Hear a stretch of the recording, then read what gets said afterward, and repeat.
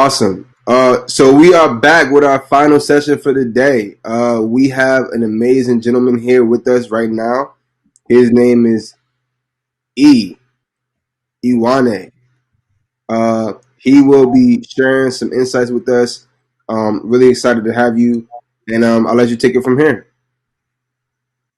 Pleasure, pleasure, pleasure. Hey, Josh, and everyone here. It really is a deepest pleasure to be here. Josh is a great friend of mine.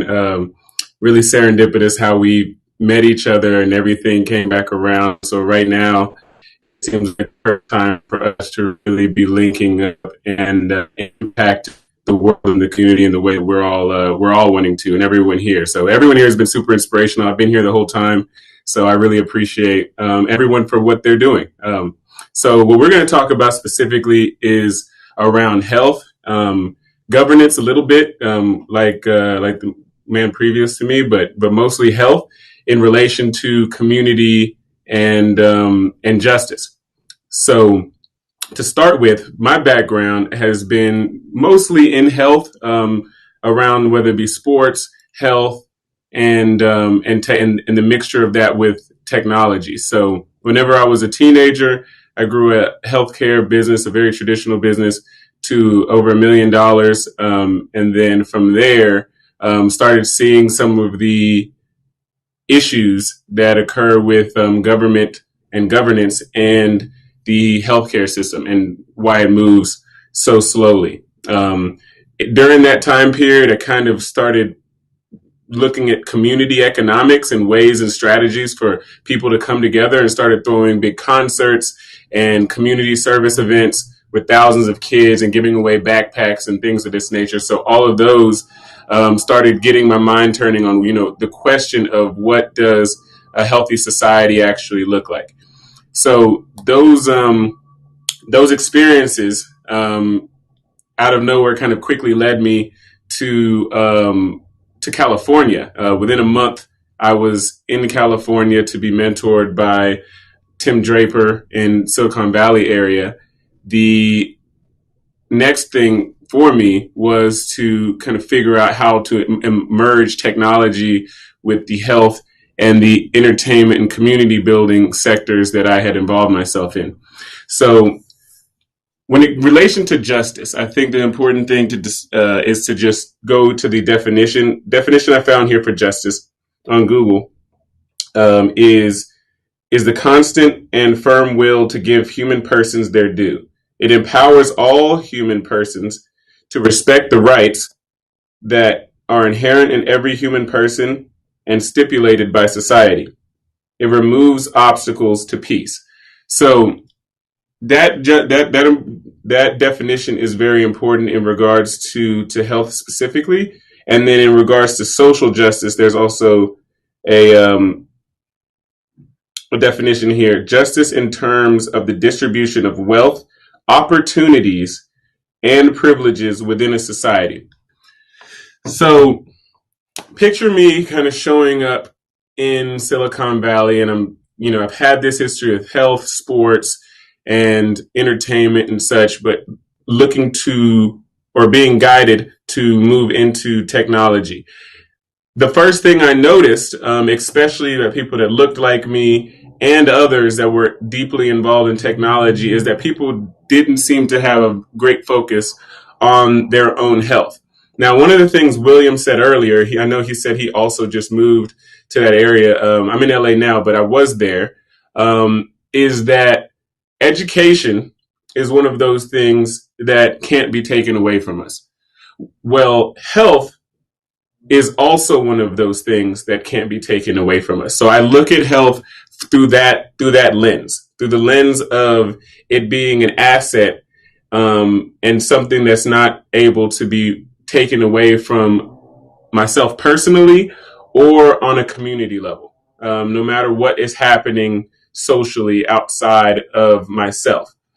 So whenever I showed up there and I realized that this wasn't happening, I began to start, kind of sinking, I guess I would say, in a lot of the habits that I had whenever I wasn't in that environment. Now, fast forward when I ended up in LA, there was much more, especially West LA, Silicon Valley area. I know one of the guys earlier, Brandon, spoke about him being in that area. I'd love to link with him, but that area is much more health conscious. It's kind of an interesting merging between health and technology, and it was there where I was able to create a startup around athletes and their IP and the ability to basically have an education around their IP, but also be able to distribute their IP to their communities to empower the community to be healthier. From that experience, one of the big things that I understood is that when we look at the plight of health in our communities, a lot of it has to do with top down how we what we see and what we imagine a healthy person should be. And it really has nothing to do with body image. It has nothing to do with any of these things that we look at. It's really just about the energy, the energy, the electricity. We're going to get deeper into, like the actual body, like we're electrical beings. So it's about the electricity that one is able to operate off of. The reason I point this out in regards to the justice is that when we're talking about equal access and distribution of anything, we often look at the physical, like manifested outside of ourselves kind of things with the eyes, as opposed to the internal of what's going on within us.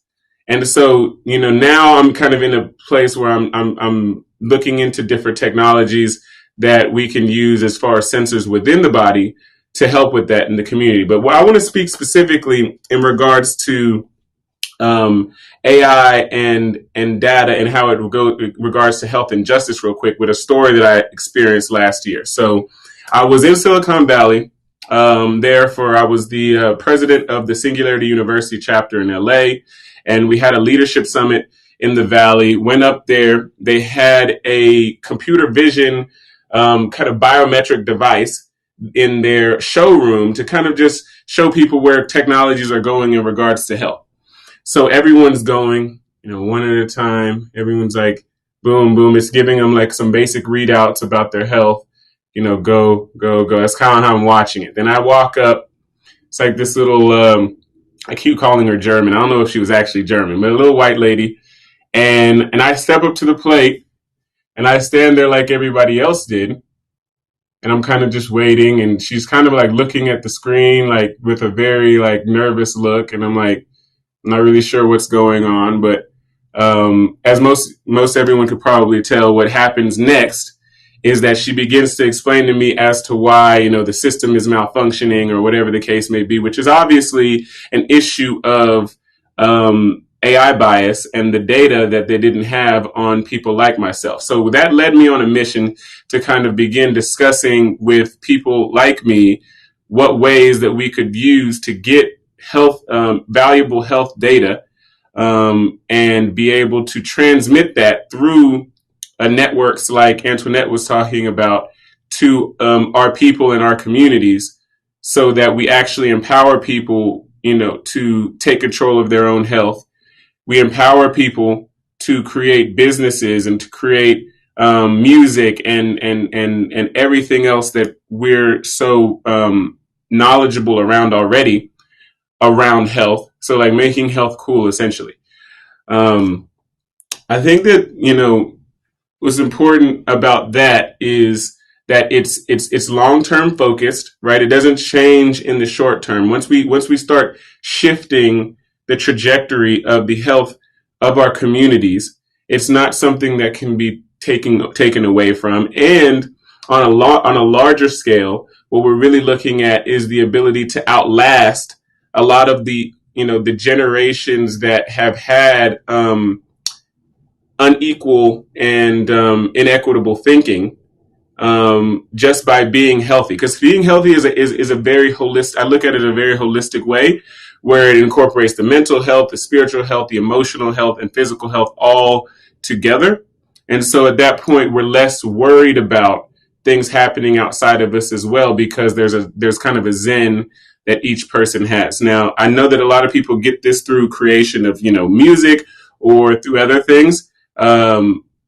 So it could be something that's available to more. Now, I'm going to end with a few words that always resonate with me in regards to community creation, society building, and and all the things that we're discussing here in regards to justice.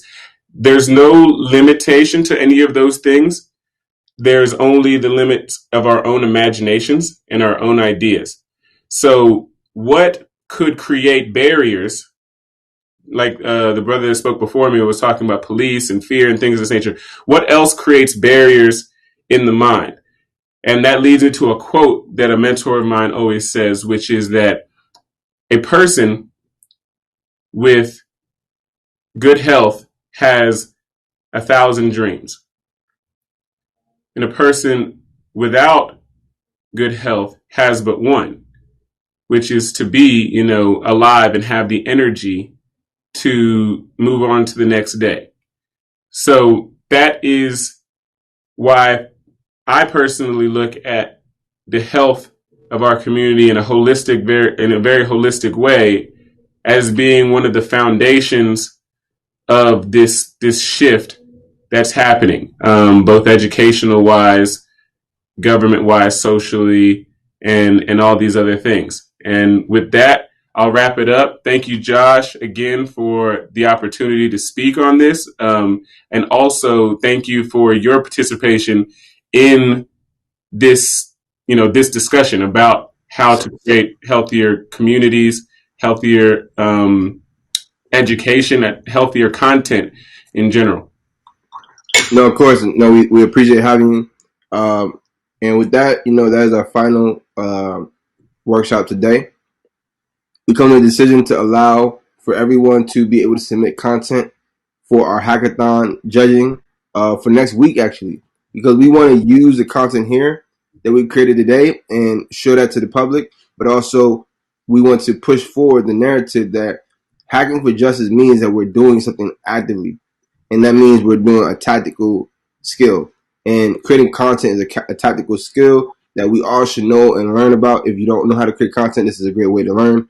So over the next week, we'll be looking forward to seeing more people submit content, and the next weekend virtually we'll announce the hackathon winners. So thank you very much, E. Thank you everybody for being here, Thank and you. we're excited to do this again next year. It's just the beginning. Yes, sir. Have a good one, and thanks everybody for coming.